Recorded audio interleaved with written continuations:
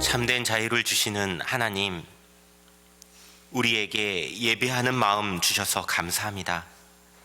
신령과 진정으로 우리를 드리오니 받아 주옵소서. 우리를 부르신 주님, 주님의 말씀에 응답하여 이곳 이 자리에 있사오니 우리를 새롭게 하여 주옵소서. 하나님과 만나는 거룩한 이 시간, 당신의 영광을 드러내시고 주님의 위엄을 가장 높은 곳까지 선포하는 자리가 되게 하여 주옵소서. 종교개혁주의를 맞이하여 주님께 예배를 드립니다. 영이신 하나님, 우리가 주님의 진리를 보고 듣고 행하게 하옵소서. 진리를 통하여 자유케 되기 원합니다. 진리의 영으로 세상에 오신 예수님의 이름으로 기도하옵나이다. 아멘.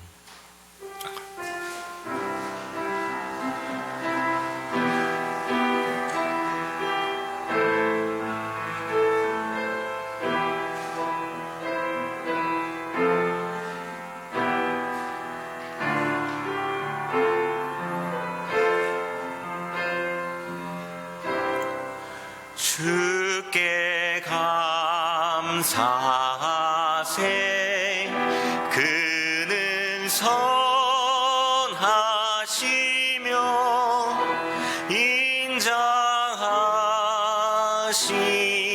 인자하심이 영원함이라.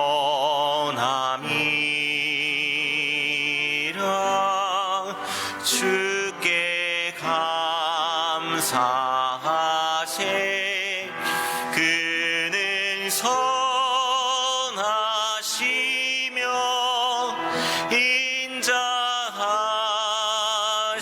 인자하심이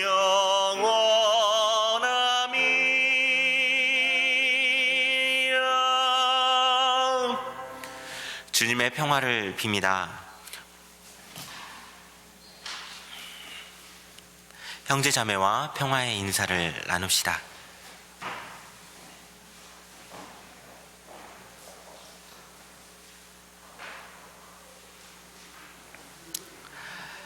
하나님을 향하여 우리의 마음과 정성과 뜻을 다하여 종교개혁주일 예배를 함께 드립시다. 찬송가 21장 찬양하겠습니다.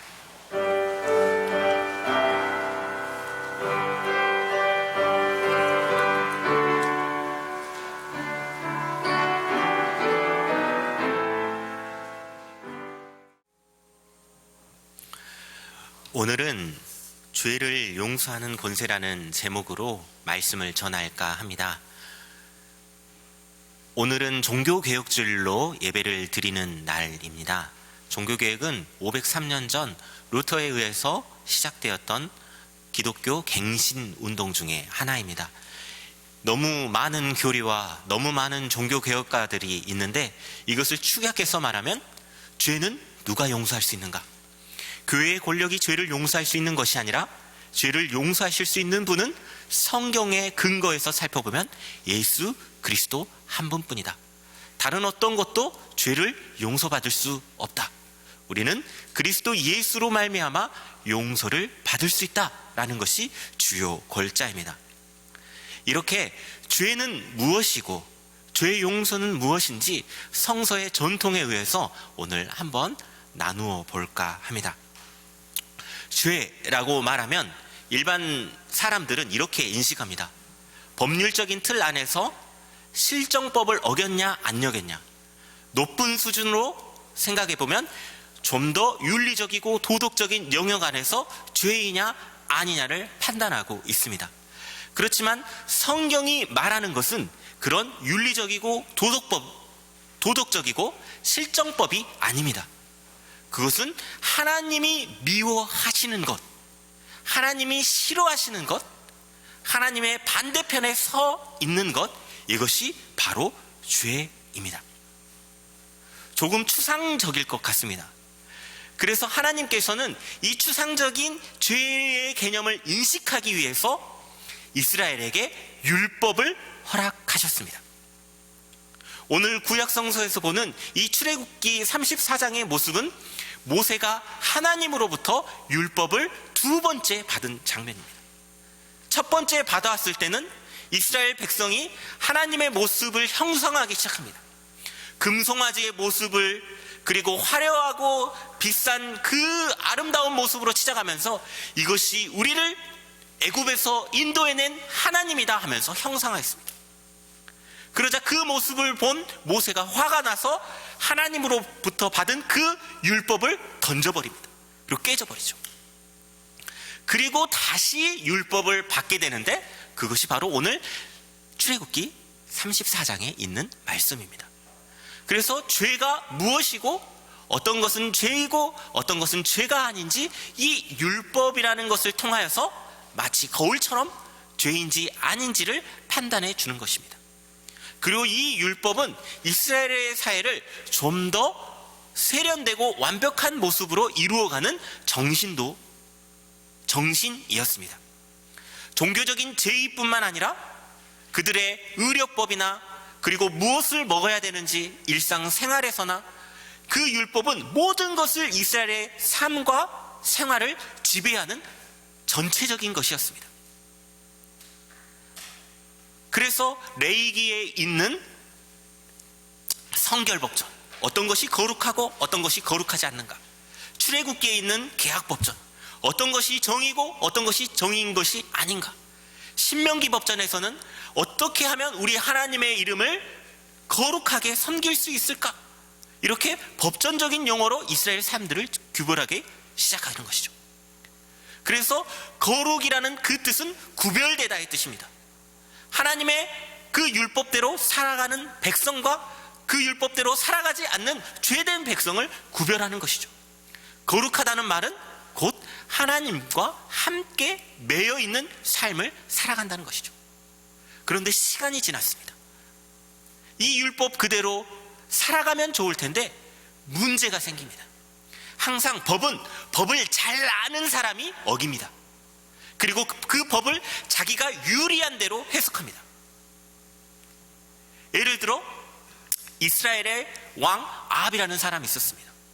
그 사람은 자신의 백성인 나봇이라는 사람의 땅을 취하고 싶었습니다. 너무나도 좋은 땅이었죠. 그런데 그 나봇의 포도원 땅을 빼앗을 근거가 전혀 없는 것입니다. 왜냐하면 율법이 있기 때문이죠. 양도가 불가능하기 때문입니다. 그런데 꾀를 내기 시작합니다. 율법으로 이 나봇의 포도원을 뺏기로. 성경에 기록하기를 두세 사람의 증인을 세워서 이것이 진실인가 아닌가 판단해야 되는데 거짓 증인을 내세워서 이 나봇을 억울하게 합니다. 그리고 그 땅을 빼앗아 버리는 거죠. 하나님이 만드신 그 율법으로 사람을 죽이는데 권력자들은 사용하겠던 것이죠. 그리고 율법을 좀 안다고 하는 제사장이나 서기관들은 이런 율법을 자랑하는데 자신을 권력화하는데 이 율법을 사용하게 되는 거죠. 그러니까 어떤 일이 생기냐면 죄인이 의인이 되고 의인이 죄인이 되는 이런 억울한 상황이 벌어지는 거죠. 병든 사람은 죄인입니다. 왜냐하면 하나님께서 병을 왜 주셨겠습니까? 죄를 지었기 때문이죠. 가난한 사람은 죄인입니다. 왜 이들이 가난하게 살아가는가? 그것은 하나님께 죄를 지어서 가난하게 살 수밖에 없다. 가족을 잃은 사람도 죄인입니다. 왜냐하면 하나님께서 이들의 죄를 심판하셨다라고 믿기 때문입니다. 이런 억울한 일이 어디 있습니까? 아프고 사회적 이 약자를 돌보라고 주신 이 율법의 계명이 오히려 이들을 누르고 지배하는데, 이들을 정죄하는데 이 율법이 사용되어진 것입니다. 이런 공고한 상황을 어떻게 하실 수 있을까요? 방법이 없었습니다. 십계명에 담긴 이 10가지 계명이 300개로 늘어납니다. 오히려 계명은 더 늘어나서 계명을 지킬 수 있는 사람과 없는 사람이 나눠져 가고 의인이냐 아니냐 판가름 지게 되어지는 것이죠. 이 절망적인 상황에서 하나님은 원대한 계획을 세우십니다. 이 율법을 폐하고 없애는 것이 아니라 이 율법을 완성시켜야 되겠다. 이 율법을 사랑으로 마침표를 찍어야 되겠다. 그것이 바로 예수 그리스도의 등장입니다. 예수 그리스도의 등장은 율법을 파멸시키는 것이 아니라 율법을 하나님의 사랑으로 좀 더 완벽하게 완성시키는 것이었습니다. 그래서 오늘 이 마가복음의 본문 속에서 등장하는 이야기가 바로 이것입니다. 예수님께서 가버나움에서 설교를 하고 계셨습니다. 수많은 사람들이 예수님을 보기 위해서 나왔습니다. 그런데 아프고 힘든 사람은 그 사람들의 인파를 뚫어낼 수 있을까요? 없겠죠. 다리를 저는 사람, 눈을 보지 못하는 사람, 중풍병자인 사람, 이 사람들이 어떻게 예수님께 나올 수 있겠습니까? 수많은 인파를 뚫고. 그런데 마침 믿음의 친구들이 있는 중풍병자 환자가 있었던 것 같습니다. 마치 헬기를 타고 환자를 이송하듯이 예수님이 있는 곳에 지붕을 뚫고 나병 환자를 내려왔습니다. 이것 자체가 율법을 어기는 겁니다. 왜인지 아십니까? 레이기 성결법전에 따지면 나병 환자는 일정 거리를 유지를 해야 합니다. 특히나 종교적인 제사장이나 이런 사람들과 만날 수가 없습니다. 이때 예수님이 뭐라 하셨습니까? 너의 믿음을 보았다. 내가 너의 죄를 사하노라. 이것이 핵심입니다. 사람들이 죄인이라고 부르는 사람들, 사람들이 병자라고 여기는 사람들, 이 사람을 용서해주고 이 사람이 치유될 수 있도록 예수님은 선포하셨던 것이죠. 그런데 이 놀라운 기적의 현장 속에서 율법학자와 서기관들은 부정적으로 여겼습니다.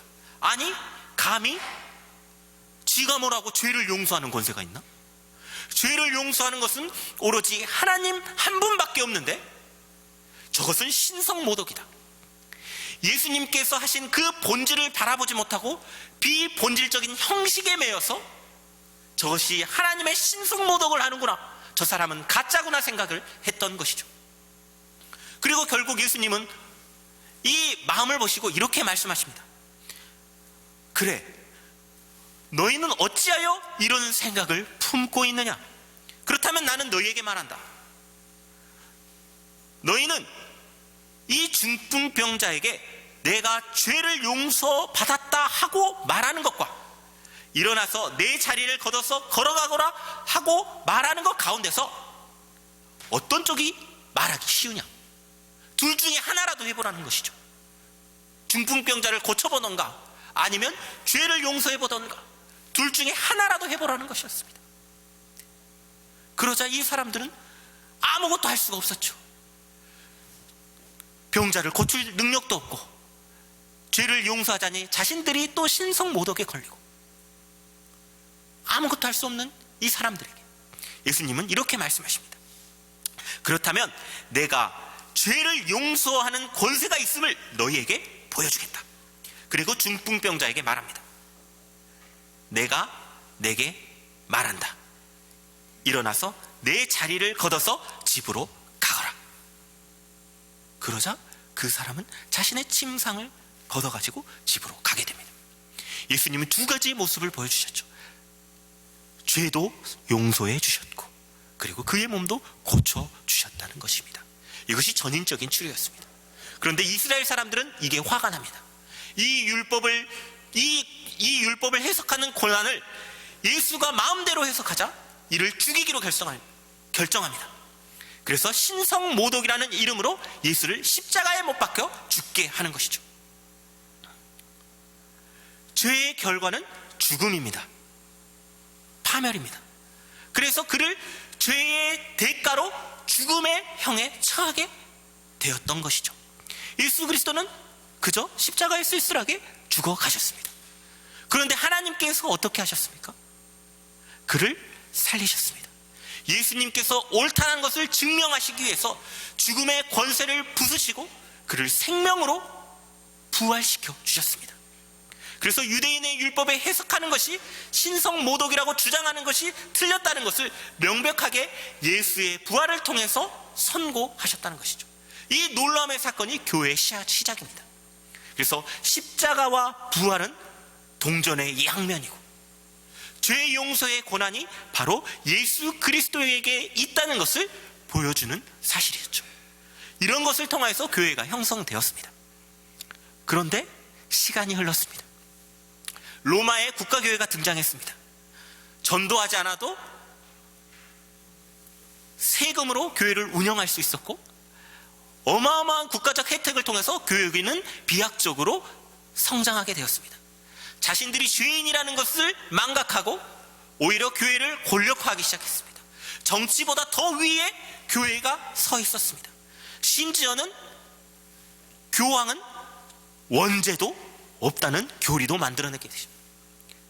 교황은 결혼도 할 수 있었습니다. 교황의 권한이 세습화할 수 있었습니다. 그런데 이 돈을, 교회에서 모인 이 현금을 가난한 사람과 사회적 약자에게 쓰는 것이 아니라 하나님의 천국 모양의 열쇠로 교회를 짓는 바티칸 성당을 짓기 시작했고, 성 베드로 성당을 짓기 시작했죠. 십자군 전쟁하는데 헌금을 사용했고, 이 헌금을 더 많이 거둔 사람은 더 높은 성직에 오르기 때문에 성직을 사고 파는 행위, 이런 것이 벌어집니다. 그러면 이 막대한 자금을 벌어들이기 위해서 교회가 발행했던 건 뭐냐면 죄를 용서해주는 면벌부를 발행하기 시작합니다. 이 자격증 하나면 죄를 용서받을 수 있습니다. 합리적으로 금액을 설정합니다. 부자는 더 많이, 가난한 사람은 어느 정도 받게 하는 것이죠. 이게 얼마나 웃깁니까? 죄를 용서하는 권한이 예수님께 있음에도 불구하고 이들은 더 많은 부를 쌓기 위해서, 자신들의 욕망을 채우기 위해서 면벌부를 무조건 발행하게 되었던 것이죠. 여기서 수많은 종교개혁가들이 일어납니다. 성경에 바라볼 때 이건 잘못됐다, 이건 틀렸다 하면 입 막고 불태워 죽입니다. 바른 말을 할 수 없었습니다. 그런데 운이 좋았던 루터는 바른 말 하는데 죽지 않았습니다. 그 이유는 하나님의 은혜도 있지만 인쇄술의 발달이었습니다. 그때 당시에 구텐베르크가 발명이 되면서 루터의 문서가 신성 로마 제국의 3분의 1을 뒤덮어버렸습니다. 이제는 입막음 할 수 없는 신기술의 등장으로 종교개혁은 꽃피어나기 시작했던 것이죠. 교회의 권력이 이제는 하나님의 말씀으로 이전되는 놀라운 사건을 우리는 종교개혁이라고 합니다. 근데 이 종교개혁의 이면에는 슬픈 역사가 있습니다. 수많은 이 교회의 잘못과 비판을 했던 종교개혁가들이 있었습니다. 그런데 그 종교개혁가들은 하루아침에 등장하고 하루아침에 사라졌습니다. 왜일까요? 그것은 바로 이것입니다. 교회가 틀린 것을 기가 막히게 말을 잘합니다. 비판을 한 소리도 틀린 말 없이 잘하는 사람입니다. 그런데 대안이 없습니다.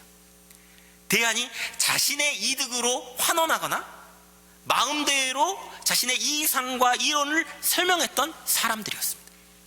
그래서 그 사람들은 조용히 역사 속으로 사라지게 되는 것이죠. 많은 문제가 있었습니다. 남의 잘못은 정확하게 지적하면서 대안이 없었던 것이죠. 그러나 이 대안을 말하는 사람들이 우리가 잘 알고 있는 루터나 쯔빙글리나 여러 사람들이 있었기에 이 종교개혁은 이론적으로나 실천적으로나 성공할 수가 있었습니다. 그런데 이 종교개혁은 완성된 것이 아니라고 말합니다. 왜냐하면 이 종교개혁의 정신을 날마다 개혁해 가야 된다라고 말합니다. 인간은 언제나 하나님의 죄를 용서하시는 이 권세를 인간이 독차지하고 싶어 합니다. 오늘날로 말해보겠습니다. 오늘날로 죄를 용서하는 권세가 예수님께 있다는 것이 우리는 너무나도 명확하고 잘 알고 있습니다. 그런데 이렇게 생각하지 않습니까? 목사님이 좀 기도해주면 목사님의 기도는 더 훌륭해가지고 더 빨리 나고 더 건강해지고 그렇다고 생각하지 않습니까?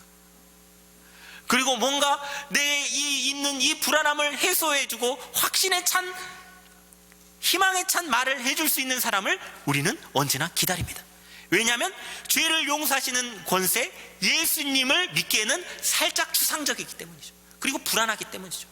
그래서 눈에 확실하게 보이는 금송아지가 필요한 겁니다. 이런 문제 때문에 이 한국 사회는 구원파, 신천지, 각종 이단들이 등장하는 이유이기도 합니다. 얼마 전 통계를 보며 충격적인 통계를 보았습니다. 한국에 하나님이 무려 20여 명, 예수님이 50여 명, 성령님이 10여 명, 엘리야, 모세, 선지자, 각종 예언자들이 한국에 다 살고 있습니다. 그런데 그나마 이 많은 숫자가 빠진 게 뭐냐면, 어떤 분은 냉면 드시다 돌아가셨고, 어떤 분은 병 때문에 돌아가셨고, 어떤 분은 감옥에 가신 분은 뺐습니다. 왜 이런 기가 막힌 일이 21세기 한국 교회에 있습니까? 그것은 예수 그리스도가 죄를 용서하는 권세가 있을까 없을까 불안하기 때문입니다. 내가 믿고 구하고 바라면 그 죄가 용서받는데, 나의 이 죄의식을 누군가 확실하게 말해줄 보여지는 금송아지가 필요하기 때문이죠. 그러나 그 금송아지는 세상에 환상을 가져다 주는 것 뿐입니다. 오히려 하나님의 이름을 망명되게 할 뿐입니다. 그렇다면 우리가 어떻게 예수께 죄 용서의 고백을 하고 어떻게 예수님께 나아가야 하는 것일까요? 오늘 성서의 본문에 잘 기록되어 있습니다. 요한 1서에 있는 말씀입니다. 우리가 하나님과 사귀고 있다고 말하면, 그대로 어둠 속에서 살아가면 우리는 거짓말을 하는 것이요 진리를 행하지 않는 것입니다. 하나님, 우리가 잘못했습니다, 회개했습니다 라고 말하면서 어둠 속에 있다면 그 회개는 진실한 것입니까? 당연히 아니죠. 그냥 말뿐이죠. 그래서 불안한 겁니다. 진실된 회개가 없어서 불안한 것입니다. 왜냐하면 자신의 삶이 여전히 어둠 속에 머물고 있기 때문입니다. 그렇다면 진정한 회개는 어떤 모습일까요? 그건 바로 삭개오의 회개의 모습에서 우리는 잘 알고 있습니다. 누가 나에게 잘못한 것이 있다면 그것을 4배로 갚겠습니다. 내 재산의 절반을 떼어서 가난한 사람들에게 나누어 주겠습니다. 그러자 예수님께서 이 사람도 아브라함의 자손이다 말하지 않았습니까? 참된 회개는 입으로 하는 것이 아닙니다. 어둠 속에 살아가면서 주님 주님 하는 것이 아닙니다. 하나님께서 빛 가운데에서 계신 것처럼 우리도 빛 가운데로 살아가는 것입니다.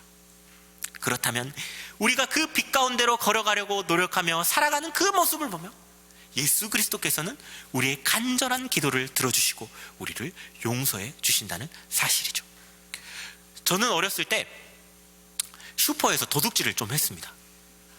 좀 웃기죠. 갑자기 뜬금없이 아유, 저 목사님이 설교하러 왔다 도둑질 했다니. 초콜릿을 막 훔쳐가지고, 많이는 훔친 건 아닙니다. 그래가지고 초콜릿을 훔친 기억이 있습니다. 그런데 대학교 4학년 때 수학과외를 2달 아르바이트를 해서 40만 원이 생겼습니다. 처음 벌어본 돈이었습니다. 이 돈을 어떻게 써야 할까요? 하나님께 기도했습니다. 저는 기타를 사서 하나님께 예배를 드릴까요? 이 돈을 가난한 이웃에게 드릴까요? 그랬는데 하나님이 말씀하셨습니다. 네 어릴 적 초콜릿 훔친 거 있잖아, 그거 좀 갚자. 너무 어려웠습니다. 그 슈퍼 주인이 너무나도 친한 사람이었기 때문이죠. 그래서 하나님에게 말했습니다. 하나님, 시간이 좀 지났고요, 그분은 알지도 못합니다. 그냥 조용히 덮어들고 이렇게 살아가면 안 되겠습니까? 이 불안한 마음이 저를 지배하기 시작합니다. 40만 원을 어떻게 써야 되는 이 작은 고민이 저의 죄를 들추기 시작한 겁니다. 영광되게 좀 살아보겠다고 하는데, 하나님께 좀 기쁨이 되겠다라고 하는데 저의 죄의식을 건드리는 것이었습니다. 그래서 결정했습니다. 40만 원 전액을 그 수표하셨던 우리 권사님에게 드리는 거였습니다. 그분이 황당합니다. 이 돈이 무엇이냐? 말하기도 어렵습니다. 어릴 적 슈퍼에서 제가 초콜릿을 훔쳤는데 40만 원이 될지 안 될지는 모르겠지만 갚겠습니다. 그저 그분이 더 황당하기 시작합니다. 이렇게 바보처럼 살아가는 이 모습을 보며 저는 웃었습니다. 슬프기도 하고 웃기기도 하고. 그리고 그날 저녁 하나님께 찬양 들었습니다. 하나님 하신 대로 했습니다. 그런데 그때 저에게 평안이 몰렸습니다. 이것이 회개다. 그리고 네가 지금 이 부르는, 기타 없이 부르는 이 무반주의 노래가 내가 사랑하는 노래가 되었다. 이것이 진실함이었던 것 같습니다. 종교개혁 어려운 말 아닙니다. 진정으로 죄를 용서하시는 권세가 예수님께 있다고 믿는 것입니다. 그래서 어둠 가운데 살아가는 것이 아니라 빛에 계신 주님처럼 우리도 빛 가운데로 걸어가는 것입니다. 잘못한 것이 있다면 사과하고, 잘못했습니다 말하며 하나님께 묵묵히 나아가는 것입니다. 그것이 바로 그리스도의 은혜이자 사랑입니다. 오늘의 말씀을 함께 묵상합시다.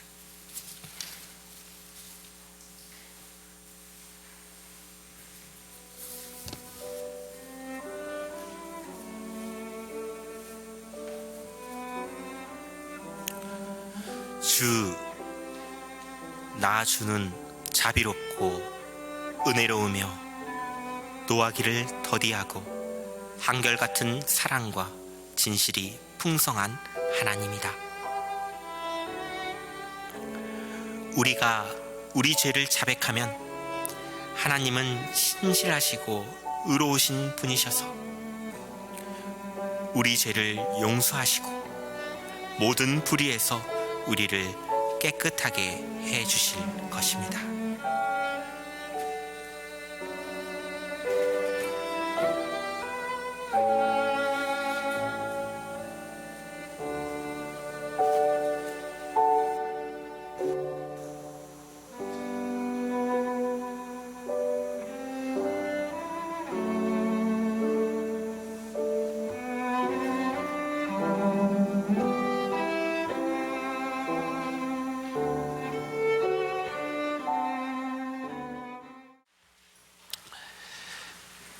이제 우리는 세상에 나아가서 세상을 용서하신 그리스도 예수를 본받아 세상을 용서하며 살아가는 주의 백성 되시기를 간절히 빕니다. 기도하십니다. 이제는 모든 세상의 죄의 권세를 무너뜨리시는 예수 그리스도의 은혜와 노하기를 더디하시고 우리를 한없이 사랑하시는 하나님의 사랑과 우리를 언제나 사랑으로 감동케 하시는 성령님의 감동 감화하심이 오늘 종교개혁주일 예배 올리는 저희 모두에게 임하시기를 간절히 축원하옵나이다.